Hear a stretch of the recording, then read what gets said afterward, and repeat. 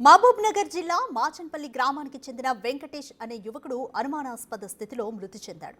మాచన్పల్లి గ్రామంలో ఒక యువతిని వెంకటేష్ ప్రేమించాడని, మాచన్పల్లి గాజులపేట గ్రామాలకు చెందిన కొందరు యువకులు వెంకటేష్ను చిత్రహింసలకు గురిచేసి చెట్టుకు ఉరివేసి చంపారని మృతుడి కుటుంబీకులు ఆరోపిస్తున్నారు. మృతుడి శరీరం వెనుక భాగంలో తీవ్ర గాయాలు ఉండడంతో పలు అనుమానాలు వ్యక్తమవుతున్నాయి. విషయం తెలుసుకున్న పోలీసులు శవాన్ని పోస్ట్ మార్టంకు తరలించి కేసు నమోదు చేశారు. దీనిపై మోర్ డీటెయిల్స్ మా ప్రతినిధి శంకర్ అందిస్తారు. మాచన్పల్లి గ్రామంలో విషాద ఛాయలు చోటు చేసుకున్నాయి. గ్రామానికి సంబంధించినటువంటి దర్పల్లి వెంకటేష్ మృతిపై పలు అనుమానాలు రేకెత్తుతున్నాయి. దీంతో ఒక్కసారిగా గ్రామంలో ఈ వ్యవహారం కాస్త హాట్ టాపిక్గా మారుతుంది. ప్రజెంట్ మనం మాచన్పల్లి గ్రామంలో ఎక్కడైతే యువకుడు చనిపోయాడో వారి కుటుంబ సభ్యుల దగ్గర ఉన్నాం. విజువల్స్లో మనం క్లియర్గా చూడవచ్చు దర్పల్లి వెంకటేష్ ఇతను గ్రామానికి సంబంధించినటువంటి వ్యక్తి యువకుడు. మొత్తంగా ఇతను మంగళవారం రోజు అంటే గడిచిన 5 రోజుల క్రితం ఇతను చనిపోయాడని చెప్పి వీరికి ఒక సమాచారం వచ్చింది. వీళ్ళు వెళ్ళి చూడగా అక్కడ చెట్టుకు ఉరి వేసుకొని కనిపించినటువంటి పరిస్థితి అక్కడ కనిపించింది. దీంతో ఒకసారిగా వీరి కుటుంబ సభ్యులంతా కూడా ఆవేదన వ్యక్తం చేస్తున్నారు. తమ కొడుకు ఆత్మహత్య చేసుకోడు, తమ కొడుకు అంత పిరికివాడు కాడు, కానీ తమ కొడుకును కొంతమంది కలిసి ఇంటికి వచ్చి ఇంట్లో నుంచి ఈడ్చుకు వెళ్ళి ఆటోలో తమ కొడుకును ఇష్టపూర్వకంగా కొట్టి అత్యంత కిరాతకంగా కొట్టడంతో పాటు హత్య చేశారని చెప్పి వీరి కుటుంబ సభ్యులు ఆరోపిస్తున్నారు. ఎగ్జాక్ట్గా లొకేషన్లో చూస్తే వారి కుటుంబం అంతా కూడా విషాదంలో మునిగిపోయినటువంటి సిచ్యువేషన్ మనం ఇక్కడ క్లియర్ కట్గా చూడవచ్చు. క్లియర్గా చూస్తున్నాం. ఎందుకంటే చెట్టంతా కొడుకు ఎదిగి వచ్చినటువంటి కొడుకు చనిపోతే ఆ బాధ చాలా వర్ణనాతీతం. ఎందుకంటే ఆ కుటుంబానికి చాలా ఆసరాగా ఉండాల్సినటువంటి ఆవశ్యకత ఎంతైనా ఉంటుంది. ఒకవైపు అతను ఆత్మహత్య చేసుకున్నాడని చెప్తున్నప్పటికీ కుటుంబ సభ్యులు మాత్రం కాదు, ఇది హత్యే, అత్యంత విచక్షణ రహితంగా కొట్టారు. ఆ రోజు ఇంట్లో నుంచి కొంతమంది వచ్చి ఇక్కడికి ఇంట్లో ఉన్నటువంటి తమ కొడుకును తీసుకువెళ్ళి దారుణంగా హింసించి చంపారని చెప్పి కూడా ఆరోపిస్తున్నారు. వారి కుటుంబానికి సంబంధించినటువంటి వాళ్ళు కూడా ఉన్నారు. ప్రత్యక్షంగా ఆ రోజు ఉన్నటువంటి వాళ్ళ అల్లుడు కూడా ఉన్నాడు. అతనితో మాట్లాడదాం. బ్రదర్, అసలు ఏం జరిగింది? ఆ రోజు ఏం జరిగింది? ఎవరు తీసుకెళ్లారు? అతన్ని ఇక్కడ కొట్టారా? మీ ముందు ఎక్కడికి తీసుకెళ్లారు?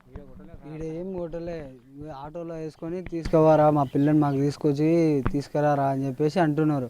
అంటే నేను అప్పుడే ఇంట్లోకి వెళ్ళి లేచి వస్తే మా మామని ఎక్కించుకొని ఆటో తీసుకొని పోతుంటే ఏమైందని చెప్పేసి నేను ఎక్కిన ఆటోకి. ముందలు కొందాడు మా మామని ఒక దగ్గర దించి ముందలు కోదాంపా అని చెప్పేసి అన్నారు. ముందలుకోంపా అని చెప్పి అంటే ఇంకా ముందలకి కొడురు దగ్గరికి పోయినా నేను ఆటో తీసుకొని మా మామది. కొడురు కాడికి కొందాడు. మళ్ళా ఫోన్ చేసిన మా మామకి. ఫోన్ చేసి వీళ్ళు గాజులపేట వాళ్ళు అంట, వాళ్ళు వచ్చి కొడుతుంటే నేను నిన్న మా మామ దగ్గర అంటే విన్నాక మళ్ళీ వచ్చిన నేను ఇంటికి. మళ్ళీ ఇన్ని కొట్టబట్టి మా మామని కొడుతుర్రు అని చెప్పేసి మళ్ళీ వచ్చి ముందరికి వచ్చి మళ్ళీ వీళ్ళ దగ్గరికి మా ఊరోళ్ళ దగ్గరికి శివాల దగ్గరికి పోయి కొట్టమని ఇంటికాడికి వెళ్ళి తోలుకొచ్చి ఎందుకు కొడుతున్నారు అని చెప్పేసి అన్న. అంటే వాళ్ళు వెనకిలున్న వాళ్ళు, మా మామ దగ్గర వెనకిలున్న వాళ్ళు వచ్చి మీ మామ ముందరికి పోయిండు, లైట్ బంద్ చేసి అని చెప్పేసి అన్నారు. దేవులాడతామంటే కూడా దేవులాడిని ఇవ్వలే మా మామ. నేను దేవులాడికి వస్తాను, నేను మా మామని దేవులాడికి వస్తా అంటే కూడా దేవులాడిని ఇవ్వలే వాళ్ళు. దేవులాడిని నువ్వు కూడా నువ్వే వాళ్ళిద్దరిని తోలిచ్చినావు అని చెప్పేసి అన్నారు. అని వేసుకోదాంపా అని చెప్పేసి పోలీస్ స్టేషన్కి మైనర్లో 1 గంటలకు మైనర్ తోలుకొని పోయారు నన్ను.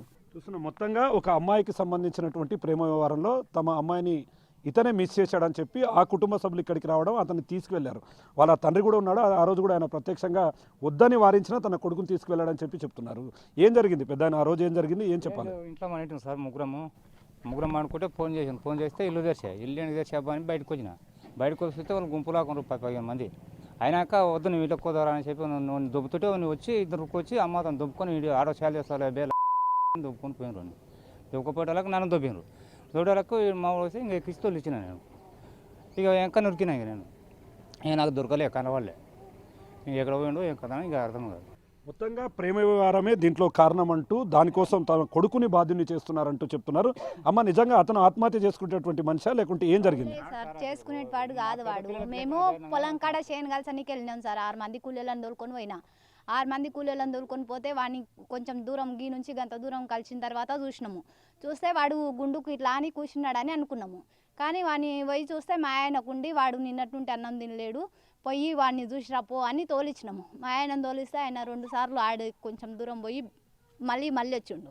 అర్జెన్సులు కింద పొలంలో చేను కలిసి పిండి చల్లుతుండ్రి విరిగా చల్లుతుంటే కొంతసేపు ఆగిపోతాని మళ్ళీ 2 సార్లు పోయి వచ్చి పోయి చూసిండు. చూసి ఇంకా మా ఆయన ఏం మాట్లాడతలేడు, ఇట్లా చేతులు ఊపుతున్నాడు. ఇంకా అందరం పోయి మేము పోయి కూలీలు అందరం పోయి చూసినాం.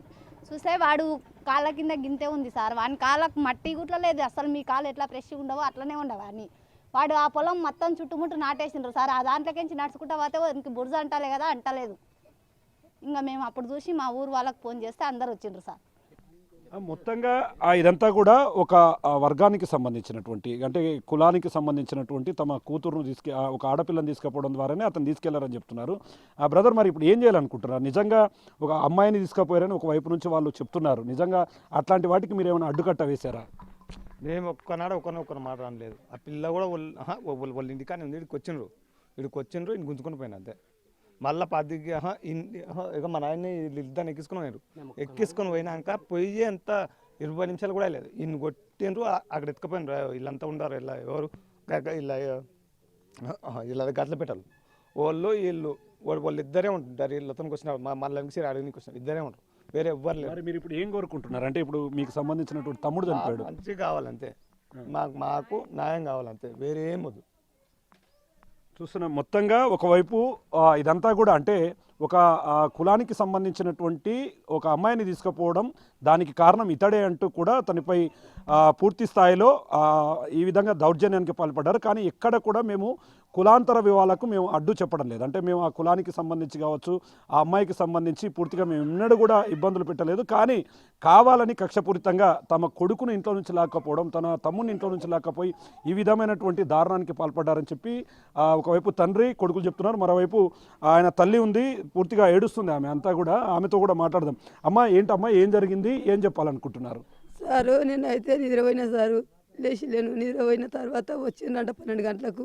అందరూ వండుకున్నారు సారు, అందరూ వండుకున్నారు. ఎవరు లేపితే ఇంకా నిద్రలో లేచిలేరు. పగనే టైం ఎక్కువ అయిపోయిన తర్వాత పిల్లగారిని తీసుకుపోయిన తర్వాత నా మొగుడు వచ్చి నన్ను లేపిన తర్వాత ఇంకా మళ్ళీ ఉరికిండు. నా మొగుడు మళ్ళీ వెనక ఉరికిన తర్వాత నేను ఇదంతా లేచి ఇట్లా వెళ్ళి దేవులాడితే కుక్కలు మొరిగినవి. ఇంకా నాకు భయం అయింది. అయితే ఆడనే కూర్చున్న దాన్ని షెడ్లో ఆడ కూర్చున్న సారు.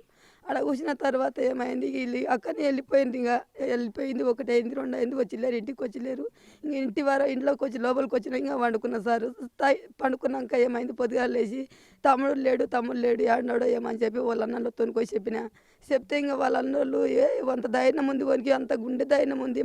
మేమంటే బెదిరుకుంటాము, వాడు పెద్ద గుండెవాడు, వాడు ఏం చేసుకోడు, ఎడ ఉన్నాడో వస్తాడు అని చెప్పి ఈ టైం వరకు మేము 10 గంటల వరకు అట్లా వస్తాడని అనుకున్నాం. కానీ ఇట్లా జరుగుతుందని మాకు న్యాయంగా జరగలేదు సారు.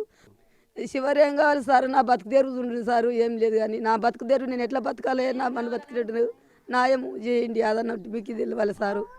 చూస్తున్నాం మొత్తంగా ఈ కుటుంబానికి సంబంధించి మనం ఇక్కడ ఫోటోలో చూస్తున్నటువంటి ఇతనే అంటే ఇతనికి సంబంధించి వేరే కులానికి సంబంధించినటువంటి అమ్మాయిని ప్రేమించడం ద్వారా అమ్మాయిని తనే మిస్ చేశాడంటూ ఆ కులానికి సంబంధించినటువంటి వ్యక్తులంతా కలిసి ఇక్కడ నుంచి తనను ఈ ఇంట్లో నుంచే ఈడ్చుకుపోయి ఆటోలో వేసుకుపోయి విచక్షణ రహితంగా కొట్టి అత్యంత కిరాతకంగా చంపారని చెప్పి పూర్తిగా కుటుంబ సభ్యులు ఆవేదన వ్యక్తం చేస్తున్నారు.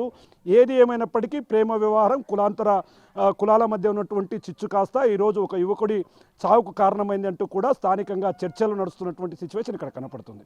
ఇది ఓవరాల్గా ఇక్కడ అప్డేట్. కెమెరా పర్సన్ నగేష్తో శంకర్, బిగ్ టీవీ.